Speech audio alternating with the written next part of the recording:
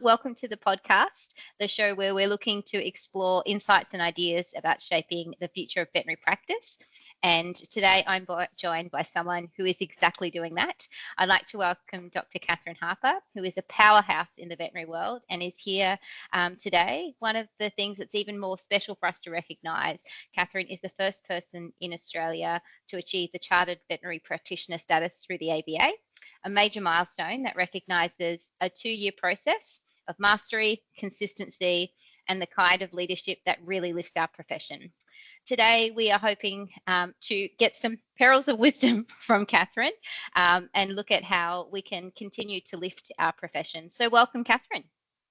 Thank you very much for having me. It's great to be here. Let's dive straight in. You've carved out a really exciting path, one that blends medicine, leadership, and a real vision for our industry. What's first inspired you to sort of step out of that clinical world and start to build something for your own? Well, I wanted to be a business owner before I left vet school. I think there was so much discussion, 10 years ago about how poorly we were paid and how often veterinary businesses didn't perform that well. And I knew that I wanted to show that that could be different. And so as a student was very focused on learning some business acumen as well, even completing some MBA subjects while I was still at Murdoch through their masterclass program. And then I guess it's not why I chose my first job, but it became very apparent very quickly that there was a huge amount of opportunity where I was to dive into business ownership and change something that had been a stalwart of the community to being something that would continue on much longer and improve the opportunity that was there to make a difference to our community. That's really interesting. And for listeners, I've known Catherine quite some time, and that's something I didn't know about you. So thinking about the rigors of vet school and actually taking that step or exploring some of those business subjects, how did you balance that, and what were you able to then bring to, say, your first role as a new graduate with that extra bit of knowledge? Murdoch's masterclass program is excellent in that they run these MBA subjects as across all disciplines. So in the holiday breaks at uni, so we would do marketing, for example, but you'd be doing it with school teachers and engineers, and so they were really great learning opportunities that were provided to people with high academic standards. And so that's how we balanced it. It just got squished in amongst normal semesters and prac work and all of those things. And I guess what did it bring? It just brought an understanding, I think, of having met a whole lot of other people, because sometimes we get really stuck in our vet bubbles sometimes. And so, recognizing that there is a big wide world out there with lots of different people with different goals and things that they're looking to achieve. So it was great to interact and have those connections. But then also just to have some really basic understanding of what drives business and what you need to look at. And a little bit of understanding of organizational behavior, although studying it is definitely different to living it day to day. And an introduction into leadership and recognizing so much that it's so much about empowering people and not about doing all the work. It really is. So that probably leads us really nicely into your latest qualification. Now, make sure I've got this correct. It's the Chartered Veterinary Practitioner. You're the first registered in Australia through the AVA. Can you just give us a little bit, not everyone has been exposed to this new qualification, a little bit more about what it covers and that purpose? Yeah, so I think starting with the purpose is a good place, because I think there's a lot of lack of understanding out there around what it is. And so what the AVA, I guess I got to a point where I was, do I do a master's? Do I do memberships? And then the Chartered Vet Practitioner kind of popped up there as an option. And what it's really looking to achieve is to recognise that so many of us end up in general practice and stay there for all of our lives as vets, and that general practice is a wonderful place to be, but that it can get a bit stagnant at times, and that there's so much of vet that's moving towards this kind of specialisation piece where, if you're not doing that, you almost feel a little bit inadequate. And the goal of this was to go, well, no, I'm actually essentially a specialist general practitioner. And that's what the program's looking to do, is to differentiate those who really want to see being a general practitioner as their professional specialisation, and provide that pathway.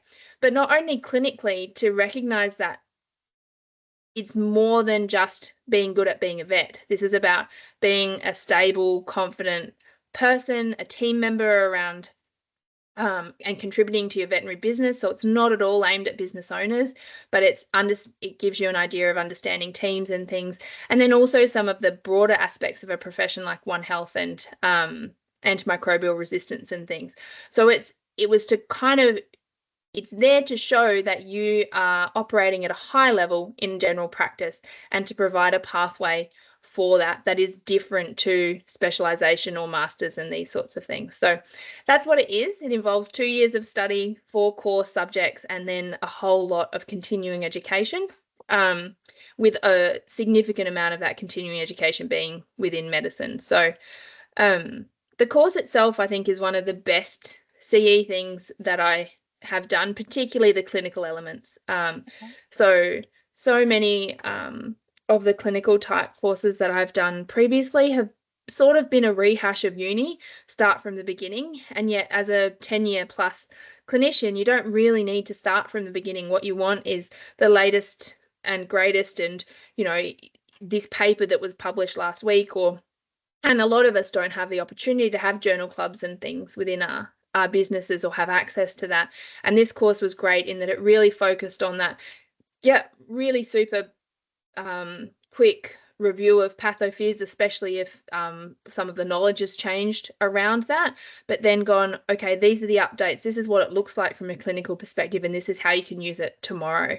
And I think with one of the coolest things being the ability to use vitamin K IV, which we got to do in the clinic just last week for the first time. Did you? And it was magic, and it worked so well. So, I mean, there were lots of great things, but that probably hasn't yet made it necessarily into the textbooks and to mainstream treatment of rodenticide toxicity. But there it was in our course, and we've been able to use it in practice and save a dog's life. So very cool. That's actually seeing it applied, isn't it? And that really frames up what that purpose of that of the program is. Thinking about that, I suppose, and really wanting to look at opportunities for others, how do you think this kind of recognition through this qualification will help raise the standard across our profession or give other avenues for others?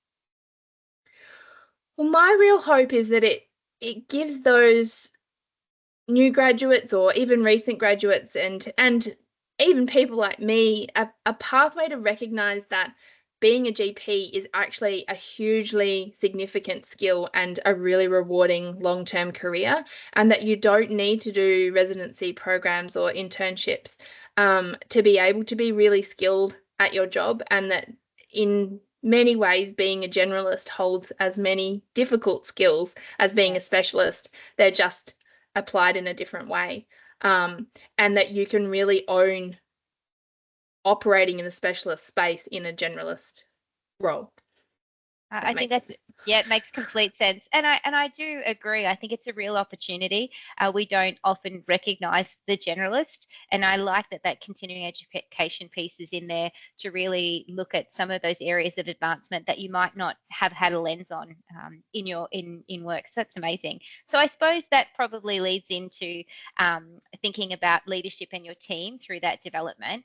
One thing I know is very clear when people talk about your practices is how strong the culture is, and you've really created a space where excellence and support live side by side.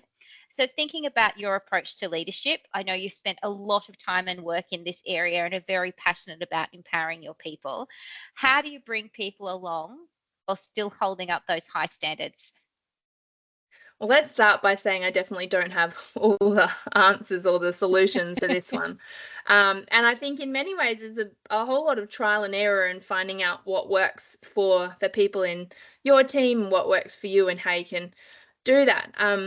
But I guess it's being prepared to focus on it is where I really think that comes from, is recognizing that It's not part of our clinical training. It's not even part of a lot of business training. And that you have to go and seek out and make a decision that this is something that you're going to invest in and get better at, because it doesn't come naturally to most of us, especially day-to-day leadership on the ground, because your natural instinct is different to often what you need to do to get the best outcomes from your team. You've worked very hard in that area, and I like the honesty and transparency, because everyone can still continue to grow in that area. But thinking about your team, your practices, what are you most proud of in your team culture?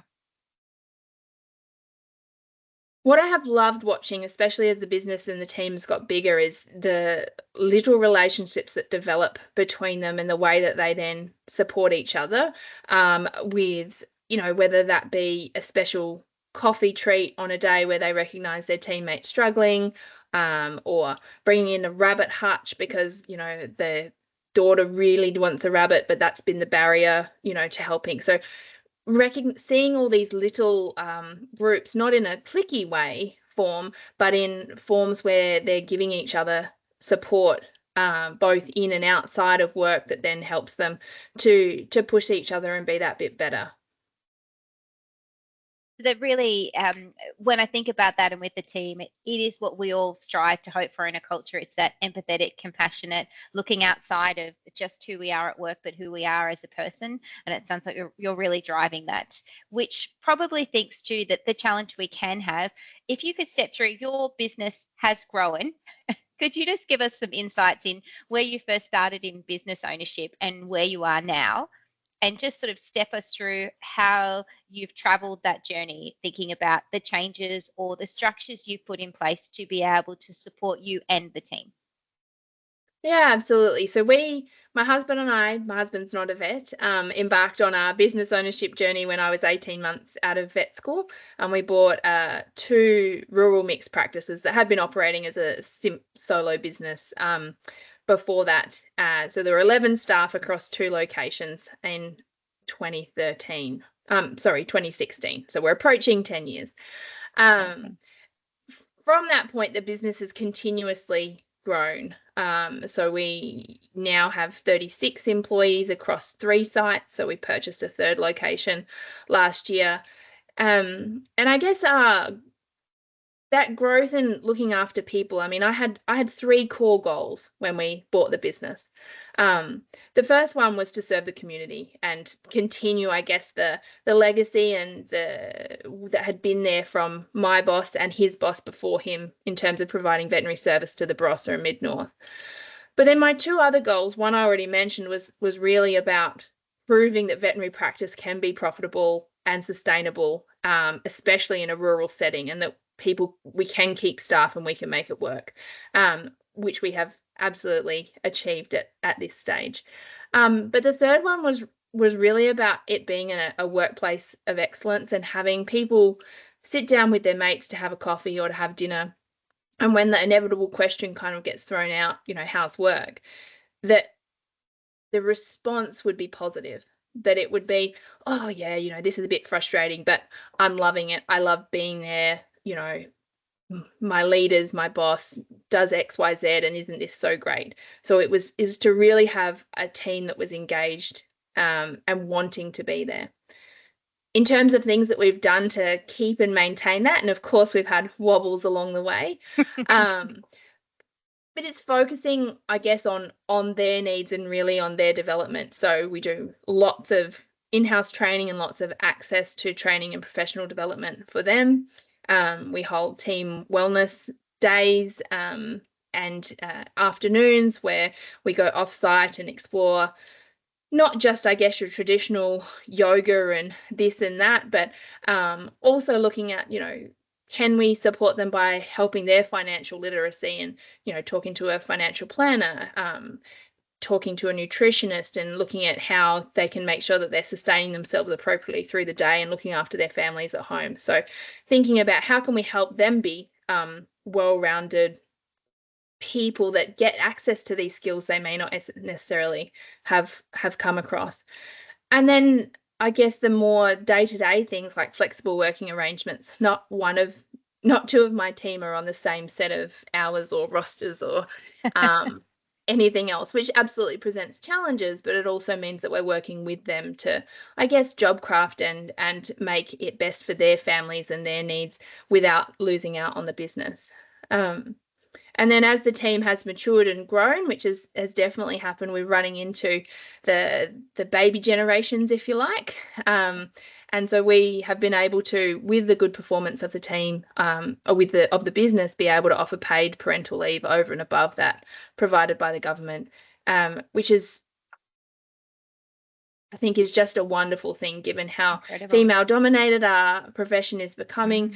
But even for the dads there, we would obviously offer it to both and have done. And our most recent lot of 5 pregnancies, the impact that has had Five, yes, the impact that has had on their ability to spend that bit of extra time at home, knowing that they've got some financial security and they're not needing to rush back to work, I know has been hugely appreciated.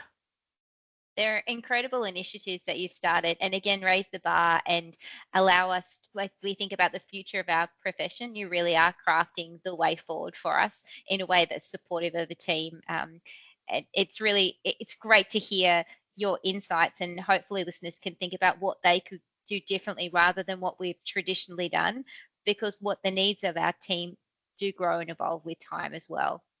Thinking about that, you said something that was really interesting to start off, that you had 3 key goals. And in a previous podcast, we spoke to Dr. Luke Michelle, who just opened his new practice in his mid-40s after working in various practices. And he had a key goal as well. And so it's really resonating with me, knowing that purpose and goal when moving into business is so important, and being really clear about that, what that is at the beginning, so that you can ensure the team are on board with that as well.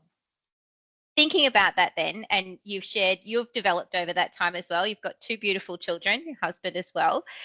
Thinking about your energy and focus, you have quite a few hats on: business owner, mum, leader, and you work in a lot of areas. You're very passionate for supporting the ABA, continuing education, really putting our profession forward.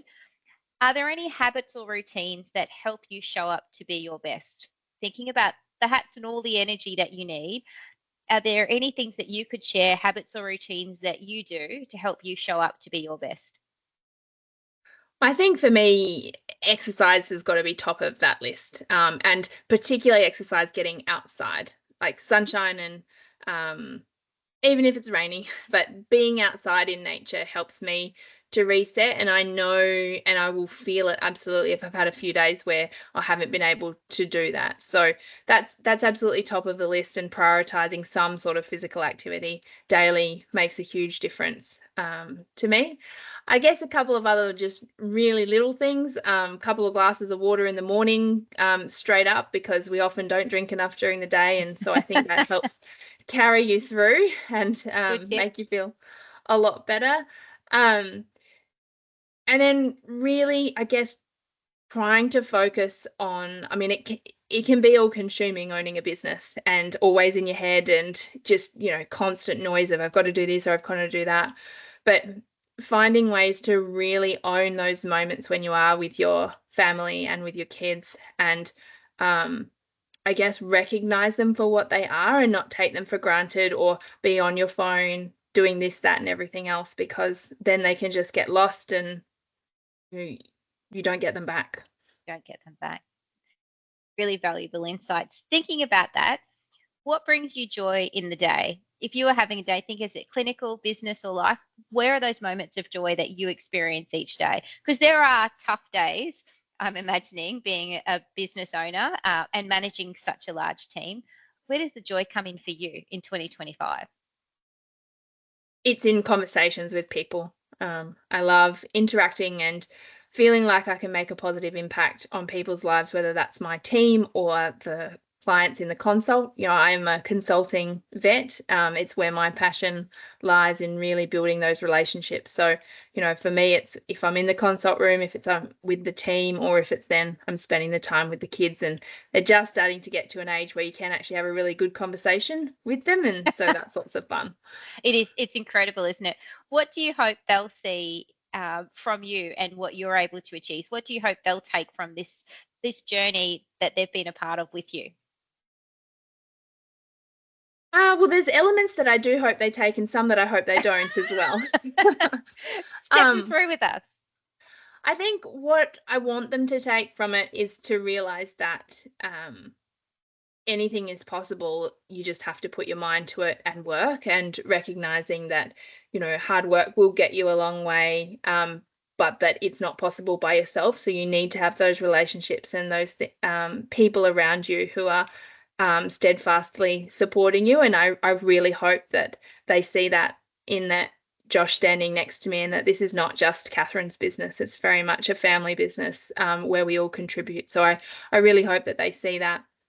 I also hope that they see the service to the community, and the fact that there's a lot that goes on that doesn't necessarily have to happen in a business, but that does, that where we contribute to the community in terms of sponsorship, showing up at school fairs, doing the Christmas pageant, etc., and that all of that is being part of something more just to do that, not because you have to do that.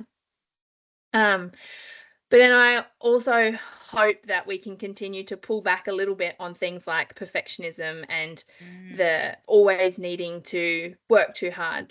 I end up working more than I should at night, and so recognizing that we are flawed, I guess, in ourselves in some of the decisions that we make, and that that's okay to make mistakes, and that we have to work hard to change some of the things that we don't like. So some of those things that you perhaps don't like seeing in yourself, or that you do too much of, to work to change them and involve them in that change or the difficulty of that process, so that they don't just think everything's easy and that success comes. I think that's really honest and transparent too as a parent, and it teaches them that really strong work ethic, but also that self-reflection and evaluation, because no one is perfect, and I think sometimes we can have a really unrealistic environment for them. So really strong ways to think for that. What's next for you then? Thinking about, you've already achieved quite a lot. We'll put in the notes all the awards, because you've received a phenomenal amount coming up into your 10-year anniversary, for the amount that you've done for the community, for how you've grown the business both professionally and community-wise.